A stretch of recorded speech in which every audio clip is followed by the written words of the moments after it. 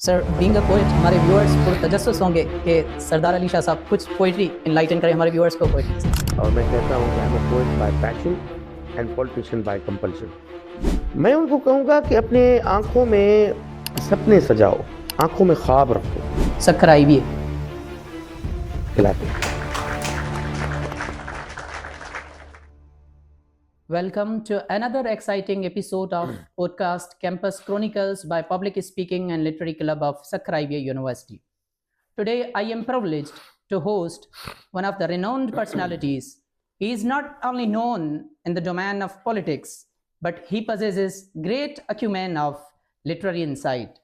He is great writer, poet, and he has served in different portfolios of Ministry of Sin. At present, he is rendering his services in Ministry of Education in the province of Sindh.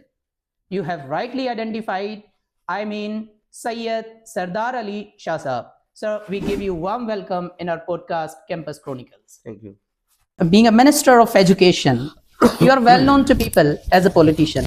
But हमारे viewers आज जानना चाहते हैं कि सरदार अली शाह की शख्सियत, apart from politician, as an individual, who is सरदार अली शाह? मैं अगर आप प्रोफेशन की बात करेंगे कि I always introduce myself as a poet, और मैं कहता हूँ कि I am a poet by passion and politician by compulsion और बाय प्रोफेशन। तो मुझे मुआशरे ने धकेल के मुझे बहुत सियासतदान बनाया। उसमें फैमिली भी मेरी है और सर्कमस्टेंसेस लोकल जो है वो भी है। मगर एक शायर जो है वो सरदार शाह है, खुद है। वो अपना एक्सप्रेशन कहीं पे भी कितनी स्पीचेस कर ले, असेंबली में खड़े होकर बात कर ले, ज़बान दराजी कर ले, मगर वो अपना इज़हार, जो असल इज़हार है, जो इनर फ्रॉम विदिन जो है, वो फ़कत पोइट्री के थ्रू कर सकता है। और पोइट्री वो मीडियम है जो मुझे लगती है कि मैं उसमें अपने अंदर का, अपने दिल का इज़हार कर सकता हूँ। वैसे मैं देहाती बंदा हूँ और एक सैयद फैमिली जो सूफियाना अपने उस पस मंज़र के साथ उमरकोट और तर्क सहरा में आबाद हुई, और वहीं पे हिंदू मुस्लिम इंटरफेथ हार्मनी क्रिएट करने में मेरे बड़ों ने रोल प्ले किया। और एक हमारी फ़कीरानी दरगाह भी है वहाँ पे, जिसका सिलसिला जो है वो फ़कीरी पे मुबनी है। और वहाँ से मैं पैदा हुआ, और मेरा जो गांव है वो आप समझें कि प्यास और पानी का संगम है। और खारड़ सैयद मेरा गांव है, जहाँ मेरे गांव से बस आप राइट जाएंगे तो बैराज स्टार्ट हो जाएगा। आपके सखर बैराज से निकला हुआ नहरा केनाल, वो ज़मीनें वहाँ पे सैराब करता है। ऊपर जाएंगे तो थर के जो टीले हैं और रेगिस्तान है वो स्टार्ट हो जाता है, जो जिसको राजस्थान भी कहते थे कि ज़माने में, अभी तो थर है, सहराए थर। तो वहीं पे मेरी परवरिश हुई और मैं वहाँ पे फोक लोर के बड़ा करीब रहा, लोक रवायात के करीब रहा। छोटा था तो अपने दादा के साथ मैंने ऊँटों पे ट्रैवल किया सहरा में, और वहाँ की फोक स्टोरीज़ और वहाँ के लोक दास्तान, वहाँ का फ्लोरा फाना, उसके मैं करीब रहा, और वो यादें मुझे ज़िंदगी भर ले चली आगे। और मैं ऑनेस्टली सेल्फ मेड बंदा हूँ। मैंने जो कुछ ज़िंदगी में किया, अपनी स्ट्रगल की, ज़माने तालिब इल्मी में किताबें पढ़ने का शौक़ इस हद तक था कि हम बुक फेयर करवाते थे। फिर वहाँ पे हमें ये इंसेंटिव होता था कि हमें वो पब्लिशर सस्ती किताबें देते थे बड़े। और बहरहाल वो सिलसिला चढ़ा पढ़ने का, फिर पॉलिटिक्स में आए, और इस तरह ये ज़िंदगी का। सर बीइंग अ पोएट हमारे व्यूअर्स पुरतजस्सुस होंगे कि सरदार अली शाह साहब कुछ पोइट्री इनलाइटन करें हमारे व्यूअर्स को पोइट्री के साथ। जी, मैं बेसिकली बाइलिंगुअल पोएट हूँ, तो उर्दू और सिंधी दोनों में। तो आप उर्दू में सुनना चाहेंगे तो या सिंधी में? Our viewers would love in any language. मुझे वो ज़्यादा याद नहीं रहती पोएट्री अपनी, पर मगर जितनी भी है तो मैं कुछ लाइनें आपको सुना देता हूँ। एक मेरी पोएम है मन। मेरी शायरी में मन का बड़ा तज़किरा है, एक मुसाफिरी का और दूसरा मन का। अभी मेरा बुक पब्लिश हुआ है सिंधी में, वो डॉक्टर इसाक साहब ने जो नहीं तरतीब दिया वो किया, वरना मैं तो इस काबिल नहीं था कि कभी पब्लिश करवाता। वो भी मन मुसाफिर है। बहुत खूब। तो एक पुरानी मेरी पोएम है मन, उर्दू की, उसकी कुछ लाइनें हैं कि मन पंछी है, मन पंछी है, मन तितली है, मन तेज गरजती बिजली है। वाह, गर तन का पिंजरा तोड़ चले तो उड़ती उड़ती बदली है। खूब, बहुत खूब। मन बरसे तो घनघोर घटा, मन तरसे तो एक तपता सहरा। मन संदल बूटा सपने का, जो आंखों में ही उगता है। मन हंस का छोटा बच्चा है, जो सीप से मोती चुगता है। वाह, मन नील गगन की डाली से कई तारे तोड़ तोड़ के लाता है। मन सागर की मंझधारों से कई मौजें मोड़ के लाता है। मन वंजली हीर सुनाता है, मन टूटे जोड़ के लाता है। मन रांझन यार मिलाता बहुत खूब। है। मन माही गीर मछेरा है, हाँ जल में जिसका डेरा है। मन पूरन माह है लहरों पर, मन साहिल साख सवेरा है।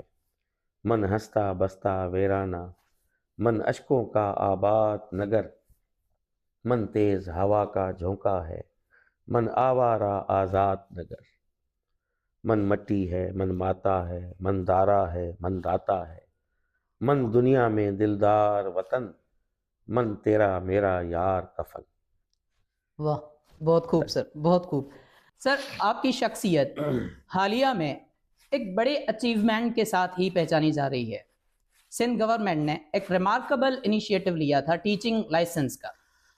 Sir, how do you see this initiative and do you think Sindh government has achieved the targeted objective that they planned for teaching license?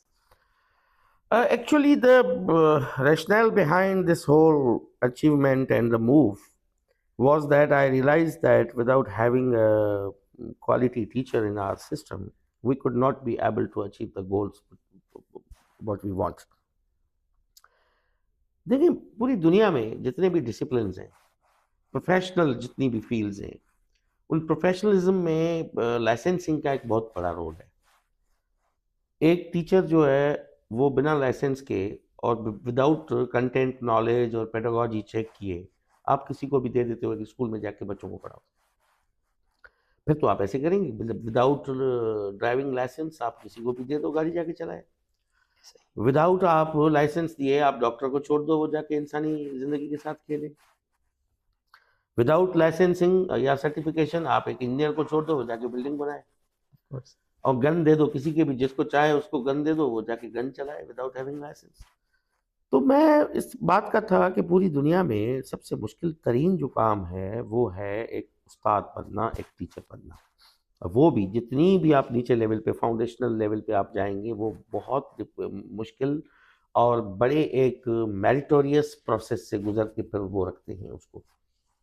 हमारे यहाँ बदकिस्मती से पाकिस्तान में कभी ये रियलाइज़ नहीं किया गया कि हमें भी कोई टीचर्स के स्टैंडर्ड्स तय करने चाहिए। फिर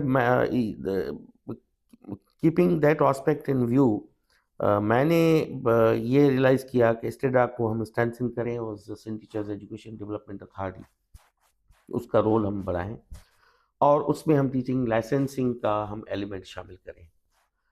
और पैरेलली हमने CPD पॉलिसी अप्रूव करवाई, कंटिन्यूअस प्रोफेशनल डेवलपमेंट, वो भी फर्स्ट टाइम पे हुआ सिंध में। फिर वो टीचर्स जब हम लिए तो हमारे पास, जब मैं मिनिस्टर बना तो मुझे ब्रीफिंग में बताया गया कि हमारे पास कोई 65,000 वैकेंसीज हैं या ज़रूरत है। तो मैंने सोचा कि अब 65,000 टीचर्स हमें लेने हैं और ये प्रोबेबली पाकिस्तान की तारीख की one of the biggest recruitment in one go. Challenges भी बहुत थे हमारे जैसे मुआशरे में। आप 200 लोगों का अगर कोई वेडिंग सेरेमनी करते हो या कोई शादी का कोई इवेंट रखते हो, वो भी मिसमैनेज हो जाता है। बिल्कुल ऐसा ही। यहाँ पे लाखों लोगों को पार्टिसिपेट करना था और 65,000 चाप पे। Very right. तो फिर हमने ये लिया, मैंने IVS सखर के में उस वक्त वाइस चांसलर मीर मोहम्मद शाह साहब थे, बिकॉज कि मैंने निसार सिद्दीकी साहब को क्लोजली देखा हुआ था, उनके साथ मेरे बड़े पर्सनल तल्लुकात थे। जब मैं आर्टिकल कॉलम्स लिखता था उस ज़माने में, निसार सिद्दीकी साहब ब्यूरोक्रेसी में थे और होम मिनिस्टर, होम सेक्रेटरी भी थे, कमिश्नर थे, होम सेक्रेटरी थे।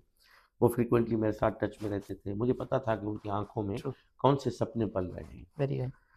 तो बाद में जब ये मैं मीर मोहम्मद शाह के साथ बैठा, जब वाइस चांसलर था, मैं क्रेडिट देना चाहता हूँ उसको, इसमें कोई हर्ज नहीं है कि जिसका काम हो उसको ना देना चाहिए। मैंने कहा कि ये 65 साल लेने हैं, चैलेंज बहुत बड़ा है शाह साहब, निसार साहब भी अब नहीं रहे और IBA के क्रेडेंशियल्स और IBA की जो इमेज है वो स्टैक पे लगा हुआ है। इन केस ऑफ फेल्यूर तो IBA चला जाएगा, ख़त्म हो जाएगा और IBA के सामने एक बहुत बड़ा क्वेश्चन मार्क आ जाएगा और आपके खुद लेगेसी पे भी जो सिद्दीकी साहब से चली है, निसार सिद्दीकी से। मगर मीर मुंशा साहब ने मेरे साथ बैठ के हमने तय किया, उस ज़माने के सेक्रेटरी एजुकेशन लगारी साहब, अकबर लगारी साहब भी हम बैठे, हमने कहा ये टीचर्स हमने रिक्रूटमेंट की। रिक्रूटमेंट करने के बाद वो गैप्स फिल हुए। कोई भी एक बंदा इतने बड़े मुआशरे में 6 करोड़ लोगों में से उठ के नहीं कह सकता कि मुझे 1 या 2 मार्क्स कहीं से करवा दें। वो क्वालिटी थे, ग्रेजुएट्स थे, इंजीनियर्स थे, डॉक्टर्स थे, वो उनके पास प्रोफेशनल डिग्रीज थी, मगर बेरोज़गारी की वजह से वो टीचर हुए। फिर हमने उनको टीचर दिलाने के बाद हमने उनको 1-1 महीने की IPD करवाई, इनिशियल प्रोफेशनल डेवलपमेंट कोर्स करवाया कि उनको पता चले कि पेडागोजिकली कि पढ़ाया कैसे जाता है। वो पढ़े हुए तो थे, मगर पढ़ाना एक अलग चीज़ है पेडागोजिकली, तो वो हमने करवाया। उसके बाद अगेन हमने आगे चल के सोचा कि भाई ये तो हमने गैप तो फिल कर लिया है, मगर मुस्तकबिल पे इस तरह हम नहीं चल सकते, हमें कोई स्टैंडर्ड्स तय करने होंगे टीचर लेने के लिए। फिर ये टीचिंग लाइसेंस हम लाए। ये पाकिस्तान का पहला ये एक्ट था, मूव थी, जिसमें हमने टीचिंग लाइसेंसिंग इंट्रोड्यूस करवाया, जिसमें वो भी अगेन IBA सखर में वो आसिफ शेख साहब आ गए थे। तो उसमें मैंने कहा कि पहले भी आपके अकाउंट में बहुत बड़े अचीवमेंट्स हैं, अगेन एक बहुत बड़ा टास्क है तुम्हें लेना है। तो डॉक्टर आसिफ मेरे दोस्त भी थे, मैंने कहा कि भाई ये हमें करना है और मेरिट पे करना है। 4000 उसमें बच्चे बैठे और उसमें से कोई 600 के करीब क्वालिफाई हुए, मगर ये परसेंटेज वेरी लो है, कोई 14% बनता है। अब अगेन फैकल्टी ऑफ एजुकेशन हमारी यूनिवर्सिटीज़ में मौजूद है, उसके आगे एक बहुत बड़ा क्वेश्चन मार्क उनकी क्वालिटी पे कि 6000 बैठने वाले में से फ़कत 600 पास होते हैं, 4000 बैठे जो एप्लीकेंट्स, उसमें से फ़कत जो पासिंग रेशो है वो फ़कत आपके 400 का है, 14% कोई बनता है। अब ये एक मूव थी, पहले हमने स्टार्ट की, अब इसको मज़ीद बढ़ाना है। फ्यूचर की जितनी भी हमारी रिक्रूटमेंट होगी अब इसी बात पे होगी। अभी पंजाब भी इसको अडॉप्ट करने के लिए तैयार है, KP भी तैयार है, इसको अडॉप्ट करेगा। तो मैं समझता हूँ कि ये एक बड़ी अचीवमेंट है हमारी ओवरऑल एजुकेशनल सिस्टम को रिवैम्प करने के लिए, रिस्ट्रक्चर करने के लिए और उसका स्टैंडर्ड बढ़ाने के लिए। मैं समझता हूँ कि ये एक रिमार्केबल स्टेप है। सर, आई डू अप्रिशिएट कि Sindh government has become a trend setter for the rest of the provinces, कि ये जो टीचिंग लाइसेंस है ये बाकी प्रोविंसेस के लिए एक ट्रेंड सेटर बनेगा। Sir, as you appreciated and acknowledged Sakhar IBA University regarding its transparency, sir हालिया में भी Sakhar IBA ने अपने आप को प्रूव किया है, specially through Sakhar IBA testing service जो हमने NDCAT टेस्ट ली। Sir, we claim that merit, quality and excellence are the guiding principles related to whenever recruitment is going to take place. Sir, जैसे आपने mention किया कि STEDA is another milestone on the part of Sindh government, especially Ministry of Education. Sir, how do you see what sort of role STEDA is playing in promoting quality teaching? देखिए, STEDA का जो 3 basically उसकी responsibilities है, 3 component हैं STEDA के। एक teachers education है, teachers education यानी डिग्री प्रोग्राम जिसमें BEd और MEd, उसमें STEDA के थ्रू हमने ज़िंदगी ट्रस्ट और दूरबीन के साथ हमने वो करके यूनिवर्सिटी ऑफ हेल्सिंकी जो फिनलैंड में है और ऑक्सफोर्ड का हमने वहाँ से सिलेबस लिया है और करिकुलम लिया है, और जहाँ से BEd और MEd के प्रोग्राम हमारे चलेंगे। और पाइप में भी हम SAM स्टार्ट करने जा रहे हैं, और अब उनके साथ मज़ीद जितने TTIs हैं हमारे, वहाँ पे भी हम ये BEd और MEd का प्रोग्राम शुरू करने का सोच रहे हैं। एक तो उसका रिस्पॉन्सिबिलिटी है टीचर्स एजुकेशन, दूसरा उसका कंपोनेंट है टीचर्स ट्रेनिंग, यानी मुसलसल ट्रेनिंग होती रहे। ट्रेनिंग का अमल ये है कि रुकना नहीं चाहिए। दुनिया एडवांस हो रही है, लेटेस्ट उस पर दुनिया में artificial intelligence, different chat GPT, और एक दुनिया में मैं समझता हूँ कंप्यूटरेसी में एक रेवोल्यूशन आ रहा है, दुनिया में बहुत तेज़ी से बढ़ रहा है। उसमें टीचर को भी उस तरह ट्रेन होना चाहिए, वो अपनी कैपेसिटी बढ़ाता रहे। तीसरा है लाइसेंसिंग। ये 3 हैं, एजुकेशन, ट्रेनिंग एंड लाइसेंसिंग। तो तीनों पे हम साइमल्टेनियसली काम कर रहे हैं और हम क्वालिटी साइड पे पीछे नहीं रहेंगे। ये मुझे इस बात पे यकीन है। मेरे जो हमारी पॉलिसी हमने बनाई है और उसके इम्प्लीमेंटेशन का प्रोसेस है, इस पर मुझे यकीन है कि हम आइंदा कुछ 1-2 सालों में हम इस पे हम अपना एक एक्सीलेंस से पार अचीव कर लेंगे। इंफ्रास्ट्रक्चर का चैलेंज है हमारे पास। मैं मानता हूं कि फ्लड के बाद 2 True. Consecutive back to back जो फ्लड्स आए उसमें हमारा बहुत सा इंफ्रास्ट्रक्चर डैमेज हो गया, इतने वसाइल नहीं है हमारे पास। चेयरमैन बिलावल साहब, सीएम साहब ने इंटरनेशनली डोनर्स को भी एड्रेस किया कि हमें वो रिस्ट्रक्चर रीबिल्ड करने में, बिल्डिंग बैक बेटर वो करने में आप हमें सपोर्ट करें। जितनी भी हमें सपोर्ट मिली है वो भी कोई 3,500 के करीब या 4,000 स्कूल्स हम उठा पाए, मगर अगेन 16,000 स्कूल्स का बैकलॉग पीछे है। फिर मैंने सोचा कि इंफ्रास्ट्रक्चर ठीक होने में ज़रूर वक्त लगेगा, एकदम नहीं होगा। तो पैरेलली हम अपनी क्वालिटी ऑफ एजुकेशन बढ़ाते रहे। मेरा ये, मैं खुद इस दरख्त के नीचे, ये दरख्त खड़े, मैं नीम के दरख्त के नीचे एक सिंगल टीचर स्कूल में पढ़ा हूँ। अमेजिंग। मैं किसी प्राइवेट, जिंदगी भर किसी प्राइवेट इंस्टीट्यूट में नहीं पढ़ा, मैं गवर्नमेंट स्कूल्स में पढ़ा हूँ। ये गांव के स्कूल में दरख्त के नीचे बेंच लगा के हम बाहर बैठते थे, स्लेट पे वो जो लिखते हैं उसी में Really पढ़ा हूँ। amazing. मगर टीचर अच्छे थे। एक अच्छा उस्ताद आपको रीशेप कर सकता है। एक बच्चा कच्ची मट्टी है ना, जो एक कुम्हार के पास, टीचर कुम्हार है, अब उस कुम्हार के पास वो एक मट्टी जाती है, उससे वो खिलौना भी बना सकता है, उससे पॉटरी भी बना सकता है, उससे कोई भी स्कल्पचर भी बना एक सकता है, आर्किटेक्ट। वो कुछ भी बना सकता है। तो वो उसको रीशेप कर सकता है, उसको रिफेस कर सकता है। तो हमने इस पे गए कि हम अपना करिकुलम बेहतर करें, सिलेबस बेहतर करें, साइंस एजुकेशन को प्रमोट करें, क्वालिटी टीचर्स हम लाएं, म्यूजिक एजुकेशन हम इंट्रोड्यूस करवाएं, आर्ट जो टीचर्स हैं वो हम रिक्रूट करें, कि बच्चे की जो तख्लीकी सलाहियत है, जो क्रिटिकल थिंकिंग, तनकीदी और तख्लीकी, critical and cognitive and creative abilities बच्चे में डेवलप हो। तो इस हवाले से इसमें भी आईबीए का रोल है कि म्यूजिक टीचर भी आईबीए के थ्रू है, और आर्ट टीचर भी आईबीए के थ्रू आ रहे हैं, साइंस टीचर भी मजीद आईबीए के थ्रू आ रहे हैं। हम फाउंडेशनल और अर्ली चाइल्ड एजुकेशन पॉलिसी में भी हम एनहेंस कर रहे हैं, रिव्यू कर रहे हैं, उसमें ईसीटी भी अभी आईबीए के थ्रू आएंगे। मैं कभी कभी सोचता हूँ कि हमें बाकी यूनिवर्सिटीज़ क्या करेंगी, हर बीमारी का इलाज हमें आईबीए को से लेना है क्या? कुछ दूसरी यूनिवर्सिटीज़ के आगे आना चाहिए। एमडीकेट, जिसे मैं समझता हूँ डॉक्टर आसिफ का ये ब्रेव डिसीजन था और ये डू और डाई सिचुएशन थी। अगर कहीं पे भी थोड़ा फलाह हो जाता तो आईबीए भी चला जाता। वो कहते हैं कि निसार साहब चले गए, उसके बाद देखें जो वाइस चांसलर्स आए उन्होंने पूरे इदारे की क्रेडिबिलिटी तबाह कर दी। मगर doctor Asif, I know doctor Asif, ये एक बड़ा बेचैन रूह है और वो रिस्क टेकर भी है और वो कर सकता है, and he did it, he did it. मैं आज पूरी सिंध इसको एक्नॉलेज कर रही है, क्योंकि बच्चे, गरीब के बच्चे की हक तलफी होती है। ऐसा ही है। पेपर लीक हो गया, पैसे वाले ले सकते हैं, गरीब का बच्चा तो नहीं ले सकता ना। तो आपकी यूनिवर्सिटी से फिर बाहर कौन सा स्टफ आएगा मार्केट में? वही आएगा ना जो आपकी किसी न किसी इलीगल मीन से या इलीगल किसी सोर्स के थ्रू वो उसकी एंट्री हुई होगी। तो एमडीकेट रिमार्केबल स्टेप है, मैं कहता हूँ। पहले वो टेस्ट जो थी टीचर्स वाली, 65,000 टीचर्स वाली, और अगेन एमडीकेट, ये मैं समझता हूँ ऐसे स्टेप्स हैं। बाकी तो एम्प्लॉयमेंट के और भी सीबा के चल रहे हैं, मगर मैं समझता हूँ कि ये बहुत बड़ा एक स्टेप है, इसको फॉलो करना चाहिए। बाकी यूनिवर्सिटीज़ को सीखना चाहिए कि अगर वो आगे चल के खुद अपनी टेस्ट लें तो वो किन स्टैंडर्ड्स पे लें। Very right, sir. We do acknowledge and we are grateful that you are acknowledging the services rendered by Sakkar IBA University. Sir, Sakkar IBA University always goes with mission and vision, and that is community service. And we are doing our best in this regard. And you witnessed the teachers' recruitment and recent initiative, MDK test. These all are the hallmarks of Sakkar IBA University. Sir,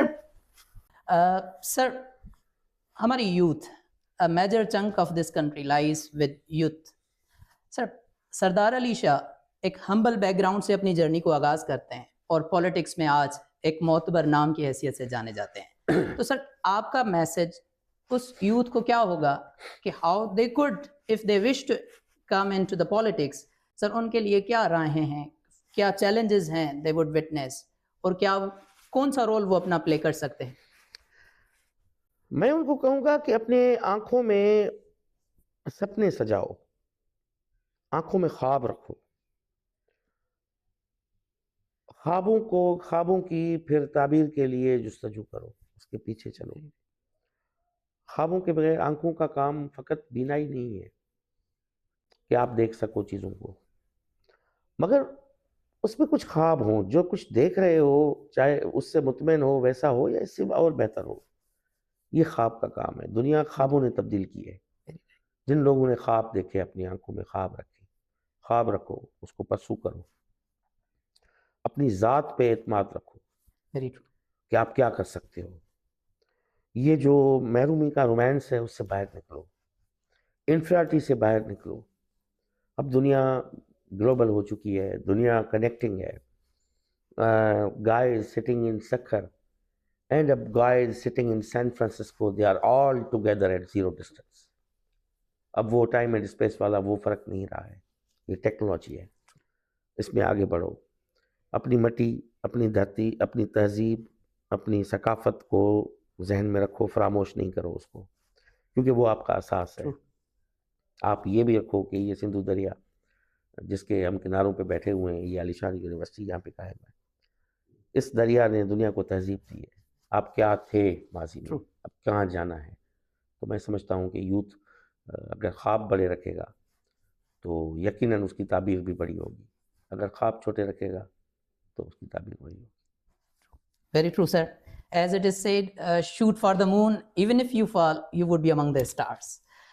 Sir, हमारे segment का एक बहुत ही important segment है, वो है rapid fire, जिसमें sir हम एक वर्ड में अपने गेस्ट से जवाब की एक्सपेक्टेशन रखते हैं। सर, जब सरदार अली शाह के सामने लफ्ज़ सिंध आता है तो क्या आता है जहन में? इश्क, थर, प्यास, तहजीब, रोशनी, एजुकेशन, खुशहाली, यूथ, उम्मीद, सक्राइबिए। Clapping. Thank you so much, sir, for having a very nice podcast. And we are highly grateful for spending time with us. And we are looking forward that you will be visiting again and again Sakraibia University. Dear viewers, this is your host, Rashid Hussain. For future, please stay tuned. Thank you so much. Allah Hafiz.